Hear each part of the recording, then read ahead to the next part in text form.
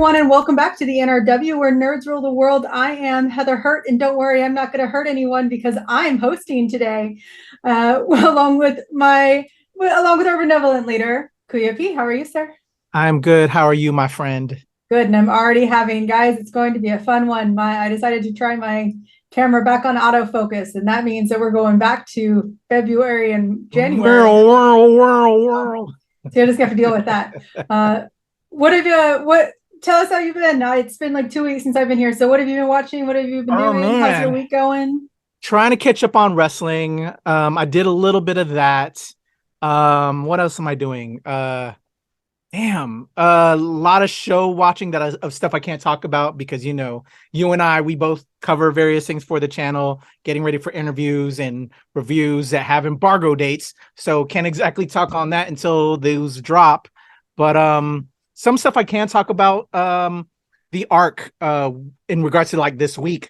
The Arc is a show on Sci-Fi. They're having their season finale this week. I spoke with the showrunners on that a week ago, and that interview is already up because we were promoting this season finale. The showrunners are Dean Devlin, who you know from like Independence Day, a ton of big blockbusters. You know, he's worked on them all. Writer, director, producer. And then Jonathan Glassner, who you know from the Stargate TV series and showrunner on that.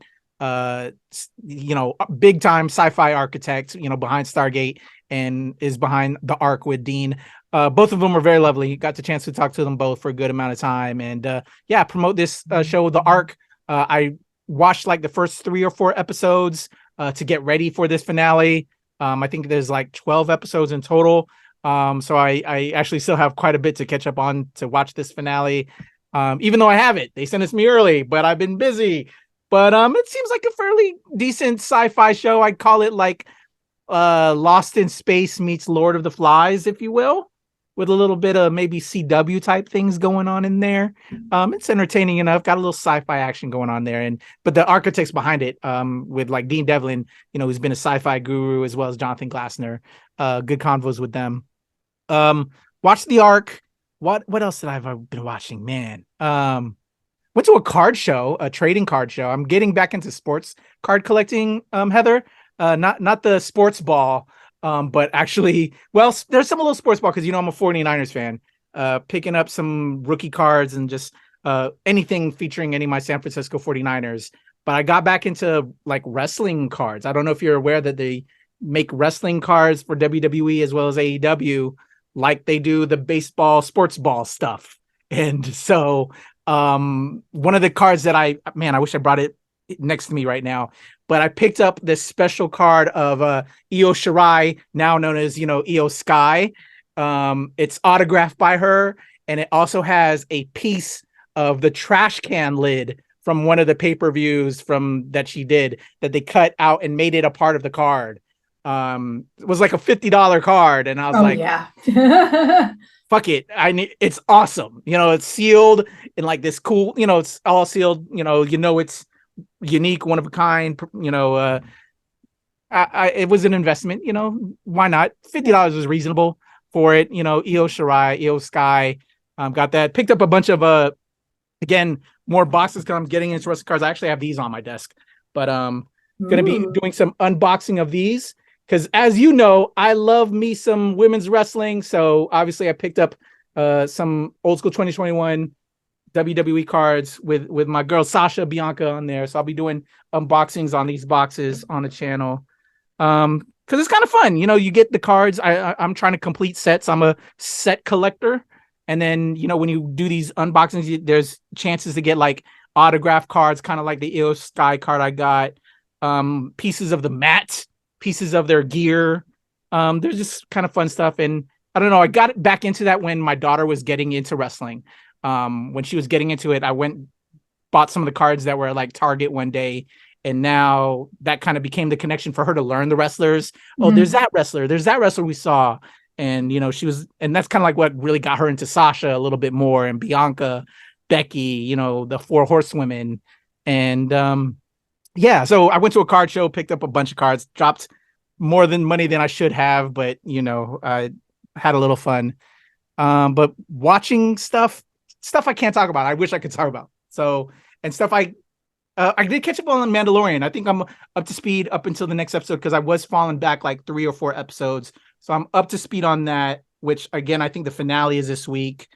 Other than that, I'm not sure what else I can talk on that because, I can let something fly and I'm afraid to let something fly. But I think I'm up to speed on most stuff. How about you? Well, I got to see Renfield. I get to see it early. Oh yeah. And I'm curious your thoughts. My thoughts are on the channel because I caught it alone. You weren't available to, see it with me. I was like, I had to turn it around, for the studio and for us. So my review is out there. I was lukewarm on it. Oh, really? What was your feelings? I loved it. It was exactly what I thought it was going to be. Was it a good movie? No. Was it meant to be? No. Yeah. I love that. Yes. It was a gory Nicolas Cage movie by Nicolas Cage, right? Do you think he was perfect for Dracula? Oh yeah, he was absolutely perfect. He followed up on that 1930s Dracula like a star, baby. He was great. He was wonderful. It's a Kirkman film. It's a Skybound film. I was shocked by that. I did not know that Kirkman. Well, we know that he's doing AMC Walking Dead, and Invincible. But look at him spreading his wings. I'm like, okay, he's doing it forever. Go ahead, Carmen. He's got his name on quite a few things. This is the first big, however, Skybound Universal non-television based series, and I think that it's got some hits. I loved the end credits. They were a blast. I wish we got some of those extra. I'm hoping that when it comes out, we get some of those extra scenes. I thought it was a great time. It's exactly what I wanted it to be. It's exactly what it was meant to be. Once again, I didn't go for a good movie. I went for a fun movie with Nicolas Cage, and that's exactly what I got. I would agree. I definitely think it's a fun movie.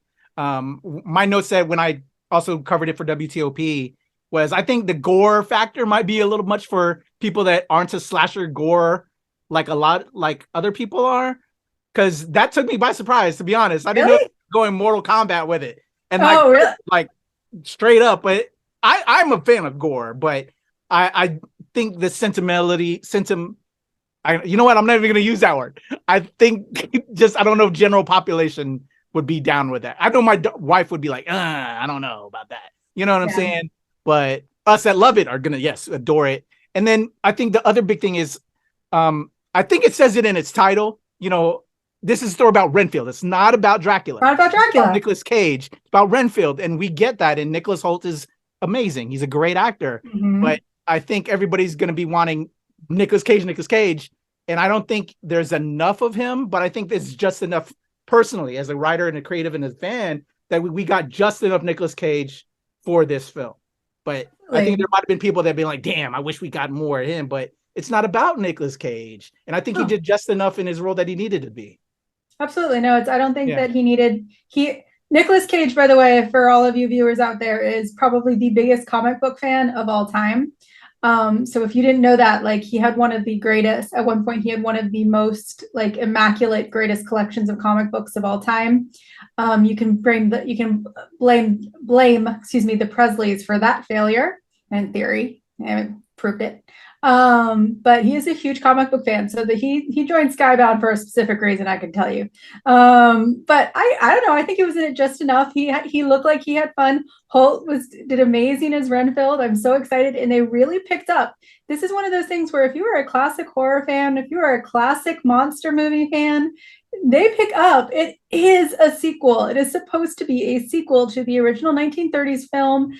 There's some really fun moments from other movies, other Dracula movies. I like that stuff too. And they tell you about Renfield. You learn about his past and how he is today.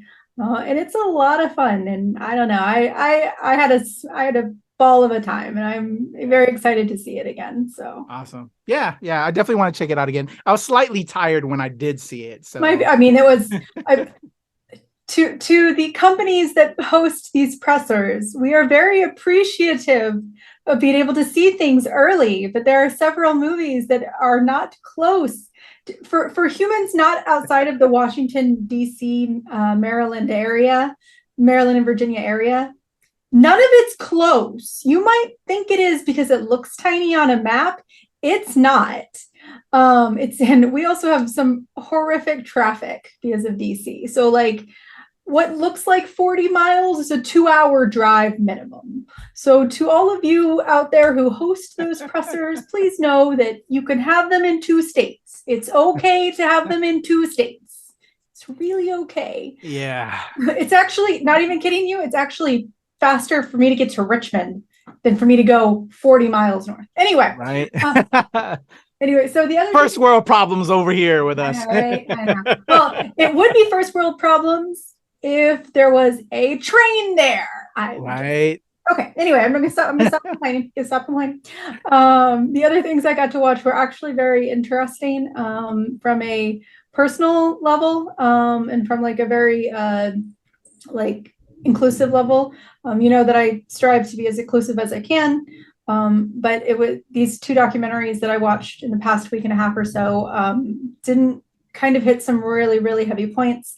I got to watch American Manhunts, the Boston Marathon bomber documentary, which came out, I believe, last week or the week before, something like that. It came out on Netflix very recently. It really kind of talks about the Islamophobia in the country at the time of the bombing, how is kind of an underlying part of the conversation, but there is conversation about how Islamophobia led to internalized hatred and the jihadist movements that led to the situation and vice versa. It was a very interesting documentary, very emotional documentary. One, because it is something that happened within our time, and 2, because it really allowed for people who had to experience the hate to come forward and talk about it. So it was a very emotional documentary. I do suggest it. The other one I got to watch before you go on, move on that one, I saw that was available and I thought about watching it. I don't know if you know, but I worked for the Department of Homeland Security at the time of that event. And when that event happened, I was part of an active team taking charge of that event. And it was one of the moments I'll never forget in my life. There is a so I'm gonna go all the way back to 9/11 here. I'm not going to get into politics, nothing like that. For most people who are not in New England, down into really, I'd probably say the lower part of Virginia into Pennsylvania, into these places, we are actually highly connected, and a lot of us have family, have connections, have jobs that move us around within this area. And it is not surprising that you had something there. Like, it's not, because we almost every single person here have a story from some time between 9/11 and really 2016, something that happened. I'm not going to say that it's a particular group, but there's a lot of issues that came up in this period. My best friend, her father was supposed to be flying the plane that went into the Pentagon. My uncle was in the South Tower. He got out, thank goodness. But it was one of those where we all have these stories that are, it's so modern, it's so current that it's really, I didn't mean to cut you off. It was just, it's a very interesting thing that one of the reporters in the video, he talks about his opinion and what he was posting about the bombing situation in Boston. And he's like, apparently he was getting threats about how because of how he gave a personality, he personified someone as the bomber as a human. He was getting threats that they hoped that his family was attacked by terrorists, and he was like, my father died in the plane. He was in a plane going into one of the towers, and it's like, Jesus Christ. It was painful in a very, very personal way, but it was also very enlightening because it gave people the chance to talk about what happened. So I don't know if it'll be catharsis for you. Yeah. So the reason being I'm afraid to watch it because it's the manhunt, right? It's the way it was labeled, of hunting this person down. And I was a direct contributor to that manhunt. working with the Department of State. Well, yes, no, Department of Homeland Security, and the particular office I was involved with at the time that I can't exactly speak upon. But yeah, so because I'm so tied to that, and it's labeled Manhunt. Manhunt is the name of the demo. If it makes the series, it any better, right? Yeah, it's the name of the series. So at least that makes it like. Yeah, but it's just when you like you were saying with 9/11, and with a lot of things one from being our area, like you're solid. A lot of us that live in this region are tied and have been around a lot of things and experienced a lot of different things. Then there's another layer with the type of work that we do, which, I think is another added factor that plays into all of that. And a lot of the stuff that I've done and am a part of, I'm tied to many different things, and certain things kind of get you a little bit, I think the biggest thing that got me was the school shooting way back when, of the little kids, and being involved with that also in that same particular position.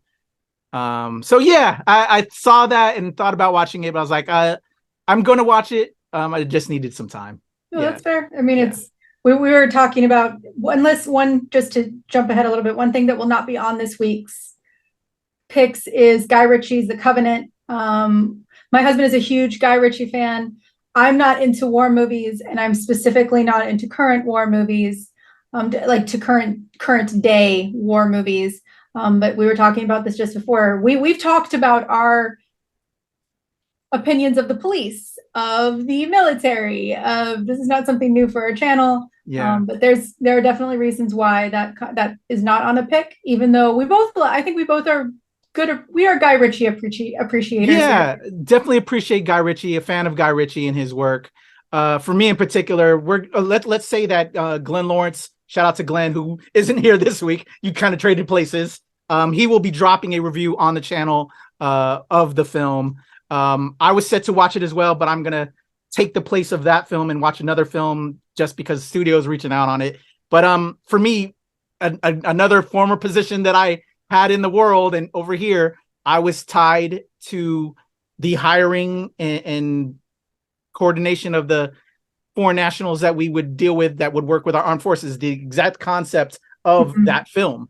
It was my job to find and seek out and hire those professionals and clear those professionals that we would work with. And so there's a lot of stories that I'm aware of and people I've dealt with and people I know that are tied to this and all of that just, yeah. And when Hollywood portrays one thing and you also know the real thing, and then also our government doesn't support those people that really needed help. And, we have senators that are speaking out on it, and I was involved with that as well. It's just a whole thing, and it just makes me angry, and I'd rather move on to brighter, sunnier things. That's true. Fight my fight in other means, because that's not what this channel is for. True. We're trying to give you positive vibes, even though Heather and I, our feelings come into it sometimes. Well, I'm going to keep it down for a little bit longer, because this is actually another kind of personal one, another documentary series that I do suggest, especially for those of you who I did not truly understand what was happening with Madoff. Most of us, especially of my generation, of the millennials forward, we weren't quite at the point where we were sending money. We weren't doing anything investing wise. We really came into after Madoff. We just know that Madoff is a bad guy and he did a Ponzi scheme. That's all we know. Netflix put out Madoff, the Monster of Wall Street. It explains, thoroughly explains what happened, what he did, and who he affected. And one thing that really came to mind is he was a Jewish man. He was very devout. He was very proud of his religion, and he targeted Jewish people. And one of the big things that was happening almost at the exact same time but was on a much quieter scale, as the Islamophobia was the attacks and opinions that, well, Jews deserved it. They had it was just a Jewish guy who attacked a whole bunch of Jews. It really made me have a lot of feelings, because they were talking about how he targeted a group of people because he had connections within the community, and they didn't have anywhere else to go.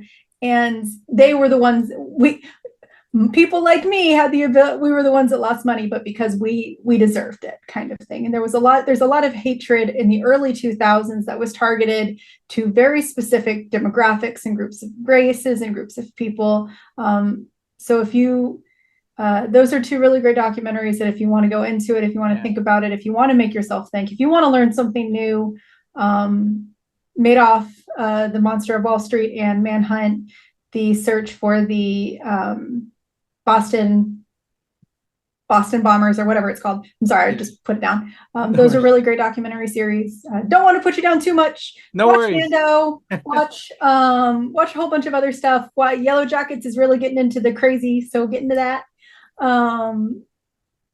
So.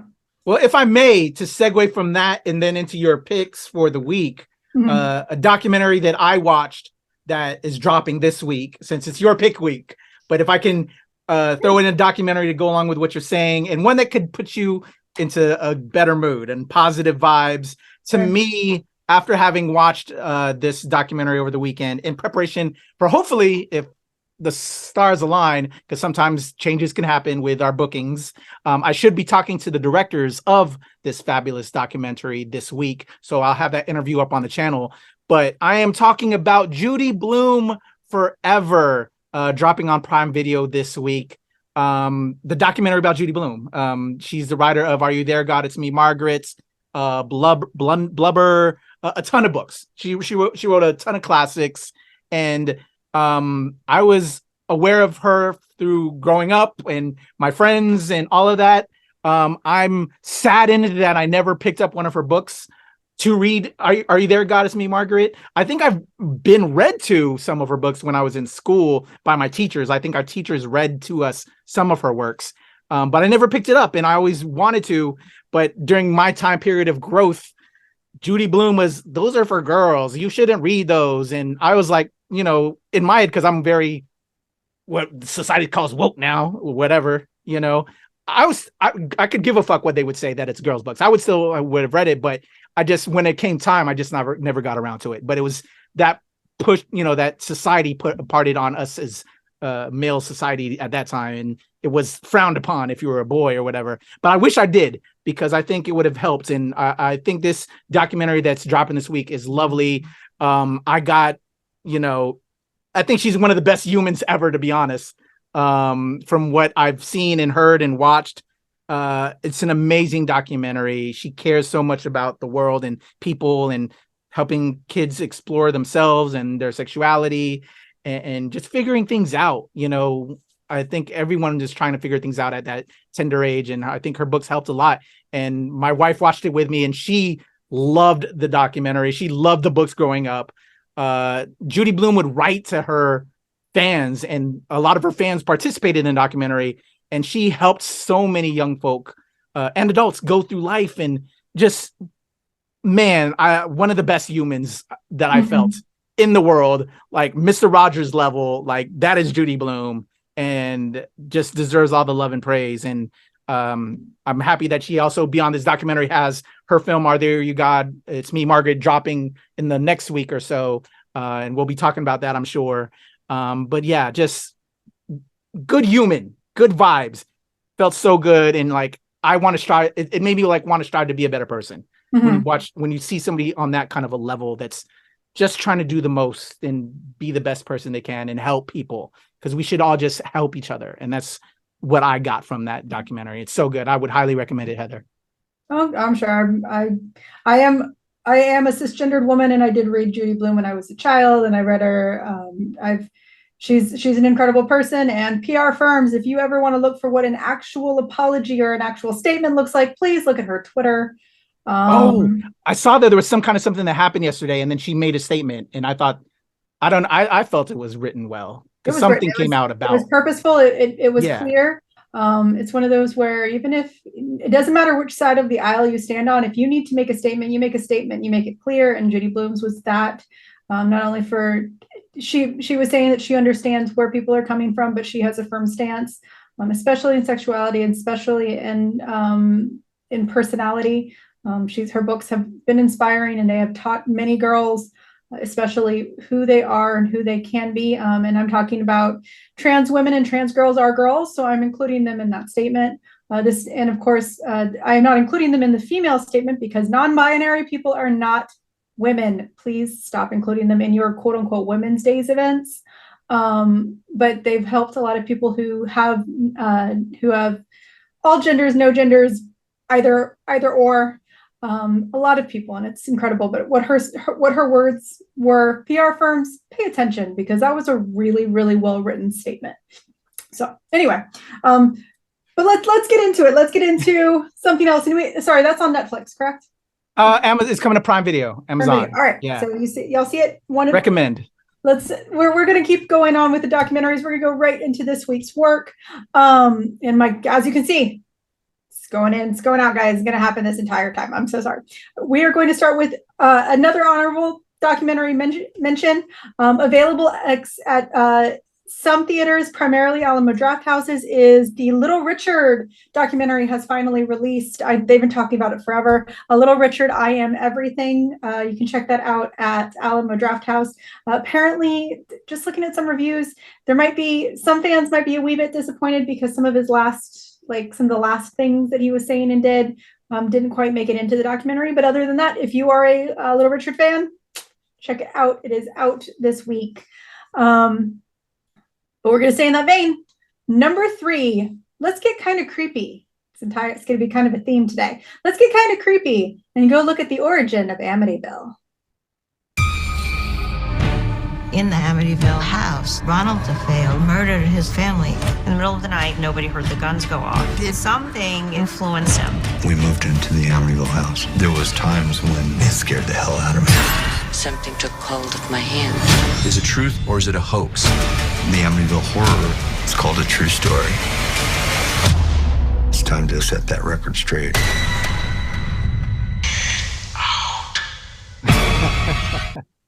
Yeah, it's out. So what are your thoughts? Are you so we talk about documentaries quite a lot here. Are you one of those people who likes to watch like the ghosty, spooky documentaries? I do. It's a guilty pleasure. A lot of times, you know exactly what they're trying to do with it as content. But I have fun with it, and it's all the same too, because I can probably count over 10 different documentaries I've seen. They keep on going back to the well, and it's the same information, but it's just maybe presented a little bit differently, or you get a little bit of something that they didn't talk about the last time, and why not? I find it, it's something I enjoy. The concept, the most infamous windows of all time. Absolutely. Are those windows. Yeah, I love it. I don't know. I watched it as a kid, the OG, films, and then started getting into the documentaries. And I think there was an Unsolved Mysteries episode, and then it just started from there in regards to like television breakdowns outside of the films. And you just keep on watching it. And it's the same content, just presented differently with a different group and different batch of detectives. And why do people still live in that house? Or why do they move or inhabit? I don't know. Burn it down, but don't burn it down because I want to visit. But no.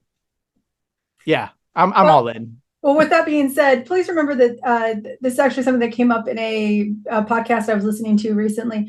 Please remember that many of these places that are haunted are actual residences. Please do not wander up to their lawns. If it says private property, be polite. Yeah. Stop being assholes and going onto people's yards. Jesus. Not cool, man. Not cool. Apparently that is, there's like 1 or 2 places that are owned, and like they have fences up because they're like, we're so tired of people trying to just walk onto our lawns and open our doors. Yeah. They're homes. Leave them alone. But I was really excited. The Amityville horrors are some of the most classic horror demon-based ghost stories ever. And it's, as you said, it doesn't matter how many times you've reheard it. I mean, how many of us have listened to 4,000 serial killer podcasts about the exact same people, and we're still listening to new ones every day. Yeah. This is unfortunately only on MGM Plus. MGM, if you want to, catch us up, let me see that. But it's one of those where it is on MGM Plus, and if you haven't see it, definitely check it out. It is out this week, this Sunday. I pulled it right to that final day of the week. All right. Number two, this is one I think both of us kind of surprised us. Let's talk about Chevalier. Welcome to Paris, Joseph. Monsieur, I fear this will not be a kind place to such a boy. Boy has talents, but one in particular that is exceptional. Very well.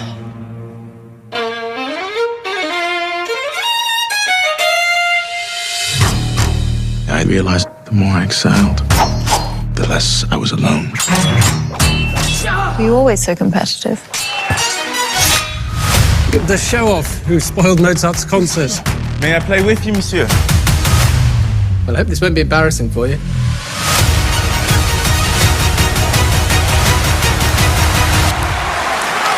Who the hell is that? You are quite a remarkable man, Joseph.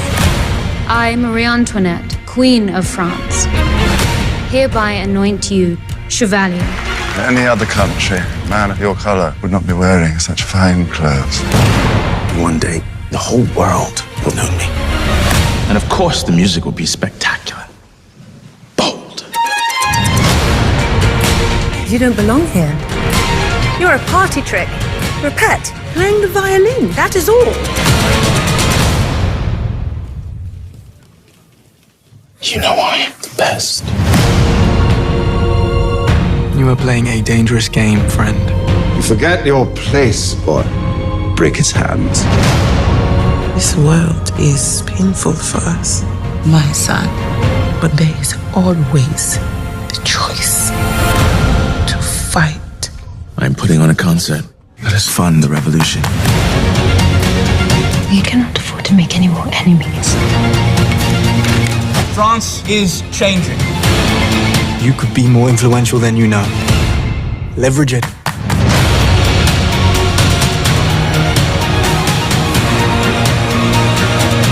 If you take to the stage, you will be erased.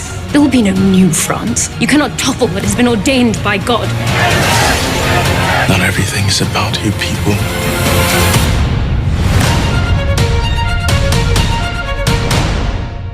All right, there we go. Chevalier. I don't think we can say that. What? I think that there are some opinions that have already been made due to the ability to see certain things, but I have not seen it yet, and I am interested in seeing it. It looks exciting. What are your thoughts that are permitted to be said? I was trying to look to see what was the embargo date that I have on it. I have seen it, yes, and I'm contemplating whether or not to do a full review for the NRW this week. I may see if my link is still available, so maybe if you can find some time, Heather, and we can drop it sometime this week, so we can do it together. If not, I may do it by myself. It'd be great to do it with you. But yeah, I did have a chance to see it because I was supposed to actually talk to the actress that plays Joseph Boulogne's the character who is quote unquote the Chevalier de Saint George, the actress that played his mother. I was supposed to talk to her, but that scheduling never worked out. So yeah, saw it. What I enjoyed about it is it enlightened me to a person in history that I wasn't familiar with. As a person of color, I think it's finally more stories of people of color from history are being told, and that's a win-win in every respect. And I love that this is being brought out to the people and inspiring a new generation. And I just want more. So it's a win in regards to all of that. Well acted, great performances. I have a little bit of issues with the story here and there, but overall it was an entertaining film, and I'll leave it at that so I don't get in trouble with anything else. And if we do a review, you'll see that with myself and Heather, or just me. We'll see. But yeah, there you go. Chevalier, definite pick recommendation for this week. All right. Okay. All right. Okay, we'll keep it at that then. So let's just get right down to number one. I feel like the second part where we're talking about what's actually coming out this week is so much shorter than what our intro was. I know, right? Hey, we went on a tangent. They got bonus though. They got bonus Renfield review. They got some recommendations.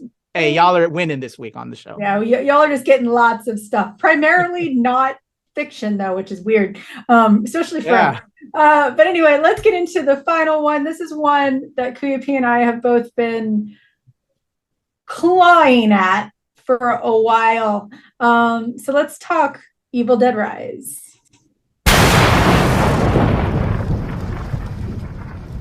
No matter how busy you ever got, you always found time for me. I can't believe I'm never going to speak to you again.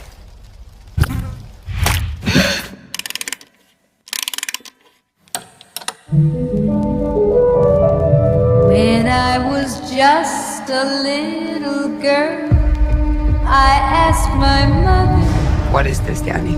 I found it.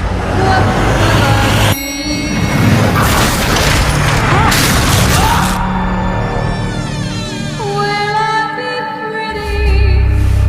Will I be rich? Here's what she said to me. It's me.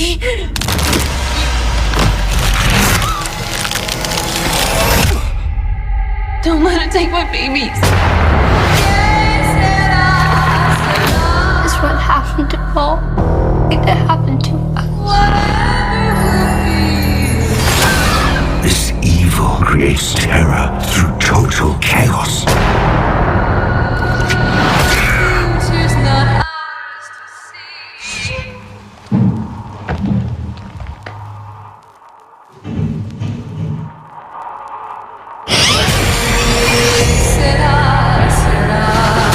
All you can do is run.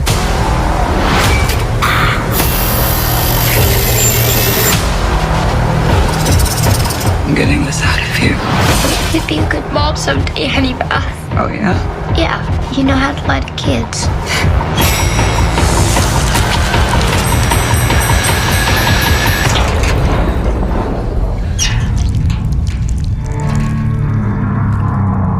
Mom?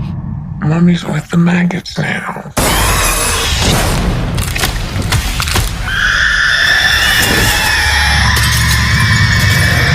What will be. Eeny, meeny, miny. You. Yeah. Oh, damn. Woo. I'm excited.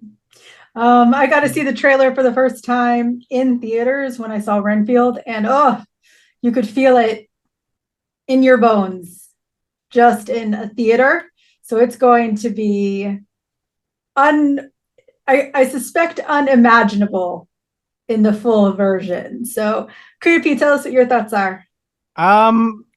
Insane, crazy. I think we saw a much different trailer. I guess it was a teaser trailer that we did a reaction on the channel A bazillion years ago, weeks ago. This one was a lot more involved. Woo, a lot of scary-ish happening, and I don't know why I signed up to do it. I was. We have The Covenant that's dropping this week, and like I said, we said earlier, Glenn will be dropping his review. I'm, as of this recording, scheduled to see that, but we also have Evil Dead screening that's happening the same night. I'm not going to go do that instead since Glenn already covered it. So I don't know what I've gotten myself into. It's going to be like late at night, driving far, because as you know, it's at one of the farther locations than we would rather not have to travel to, but I have no choice. That's the only one showing it. Again, you're welcome to join me, Heather. But, I want to actually, and you're going to make fun of me because you and I are both horror people. We both love horror. Yeah. One of the great things about most horror is that it's so unrealistic, even though you can feel some of it. You're like, I can feel like, pain. I'm a jumper. I am a super scaredy cat. But I try my hardest to rein it in during horror. But there are some movies where I'm a pacer. Like when I get nervous from like a horror perspective, I have to get up and walk around. My husband is a huge Bruce Campbell fan.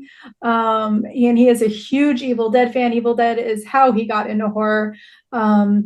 He listened to the musical. Oh my God, the musical is phenomenal. But it's one of those where when it came down to, not only is it far away, I actually was just like, sweetie, if you want to see this, if either of you want to come out and meet me, we can go see this. And he was like, I want to. He might join it. He might, but it's one of those where it's, when it comes down to it, I think this is going to be so over the top, like a good Evil Dead should. Don't get me wrong, a good Evil Dead should be gory and over the top, and it has really, really bad puns in it. There should be elements of horror and or elements of humor, and there should just be a lot of just torment. I think it's not necessarily horror, it's severe torment, and that might be a little much for me. So I will probably wait to see this when I can get up and pace in our movie room. So we have we've got a really great all immersive setup that my husband's he used to be a sound guy for concerts, so he did everything up nice. So it's I might have to have him come check out my theater, home theater. Right. But he needs to. We got it all up, and so it's not that I won't get the full experience. I'm already terrible at watching horror movies, no matter how much I want to watch them. So. I bet if it were at Tyson's, you'd go with me and but I would definitely be one of those people that the moment something weird happened, I'd be like, I'm going to the bathroom. I'll be right back. Yeah. I got to get this out. Because let me tell you, I wish this was Tyson. I hate that drive. But anyway, that's first world problems. We're not going to return that back to that, guys. We've put too much of that in this episode already. But yeah, look for that review. I'll have that review when I finally watch it this week. We will. My husband will at least be seeing it this weekend. If I can get my nerves up, I will be seeing it with him too. So we'll talk about it next week, if anything. But Evil Dead Rise does hit theaters. I think most everyone who has ever been a horror fan ever, Evil Dead will be seeing Evil Dead this weekend. Enjoy it. Have fun with Amityville, which is, I don't think that's actually something you should have fun with.